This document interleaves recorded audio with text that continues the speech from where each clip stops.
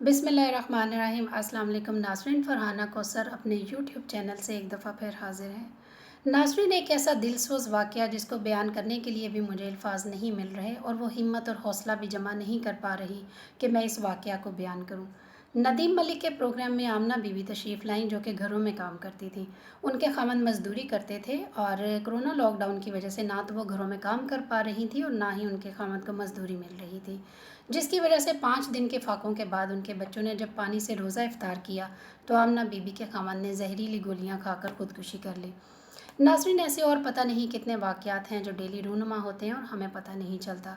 मैं यहाँ पे 2 से 3 बातें करना चाहती हूँ कि इस खुदकुशी की सबसे पहली ज़िम्मेदारी जो आयद होती है वो उन मालिकान पे होती है जिनके घरों में आमना बीबी काम करती थी। क्या उनको नहीं पता था कि कोरोना वायरस की वजह से आमना बीबी घर में फ़ारिग बैठी हैं और उनके घर में फ़ाकों की सूरत हाल होगी? और उसके बाद जो ज़िम्मेदारी आती है वो लोकल इंतज़ामिया पे आती है। लोकल इंतज़ामिया का फ़र्ज़ बनता है कि वो अपने एरिया में चेक करें कि इस कोरोना वायरस की वजह से कितने लोग बेरोज़गार हो चुके हैं और कितने लोगों को राशन की ज़रूरत है। उसके बाद जो ज़िम्मेदारी आयद होती है वो इन सियासतदानों पे आयद होती है, जो इलेक्शंस के दिनों में तो वोटर्स के घरों में जाते हैं और अपने वोटर्स जो हैं वो जमा करते हैं और उनको इस चीज़ का भी इल्म होता है कि किस घर में कितने वोटर्स मौजूद हैं। लेकिन इस वबा के दिनों में उनको इस चीज़ का इल्म नहीं है कि उनके वोटर्स जो हैं वो किन हालात में ज़िंदा हैं और वो लोग खाना भी खा रहे हैं या नहीं। नाज़रीन, ये तो एक वो कैटेगरी है लोगों की जो फाकों से तंग आकर ख़ुदकुशी करते हुए नज़र आते हैं, लेकिन यहाँ पे एक दूसरी कैटेगरी भी मौजूद है जो ईद की शॉपिंग करती हुई नज़र आती है। और ये वही लोग हैं जो लॉकडाउन में सबसे ज़्यादा शोर करते हुए दिखाई देते थे कि लॉकडाउन का नरम किया जाए वरना हम लोग भूख से मर जाएंगे। मैं यहाँ पे उनसे एक सवाल करना चाहूँगी कि अगर आप लोग ये शोर कर रहे थे कि आप लोग भूख से मर जाएंगे तो फिर अभी ईद की ख़रीदारी आप लोग कहाँ से कर रहे हैं? वो पैसे कहाँ से आए जिनके लिए हर मार्केट में इतना ज़्यादा रश नज़र आता है और ईद की ख़रीदारियाँ हो रही हैं? क्या हमें ये ज़ेब देता है कि हमारी रियासत और पूरी दुनिया कोरोना वायरस से मर रही है, लॉकडाउन की वजह से परेशान है, फाकों से मर रहे हैं और हम ईद की ख़रीदारी करें और हम ईद मनाएं? जब उन लोगों से मैंने सवाल किया तो उन लोगों का कहना था कि बच्चों का एक ही तो दिन होता है ईद की खुशियाँ मनाने का, और अगर हम ईद पे भी उनको ये ख़रीदारी करके नहीं दे सकते या उनकी खुशियाँ हम उनको नहीं दे सकते तो फिर हमारा क्या फ़ायदा।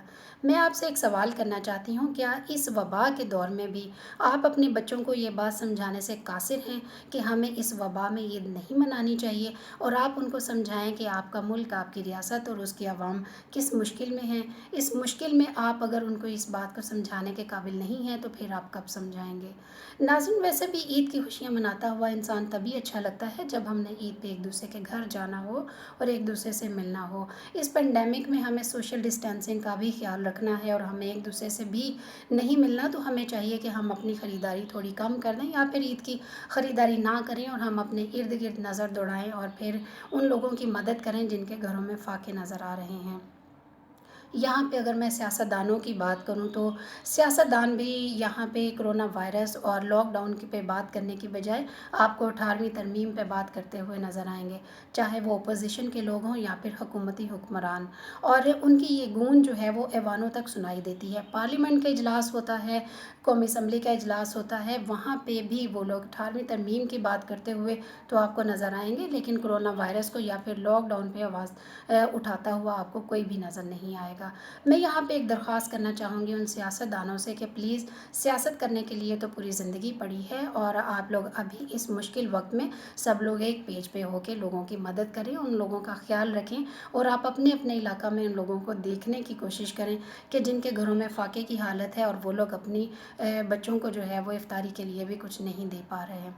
लोगों से भी दरख्वास्त करना चाहूँगी कि आप अपनी ख़रीदारी कम करें और अपने इर्द गिर्द नज़र दौड़ाएं। शायद हमारे इर्द गिर्द कोई दूसरी आमना रह रही हो और हम लोग उसकी थोड़ी बहुत मदद करके उसके क़ामत को ख़ुदकुशी करने से बचा सकें। नाज़रीन, मेरी इस बात पे सोचिएगा ज़रूर और कोशिश करें कि आप दूसरों की मदद करें। मेरे इस यूट्यूब चैनल को लाइक भी करें, सब्सक्राइब भी करें और शेयर भी करें। अपना रखिएगा बहुत सा ख्याल। मुझे दीजिए इजाज़त। अल्लाह हाफ़िज़।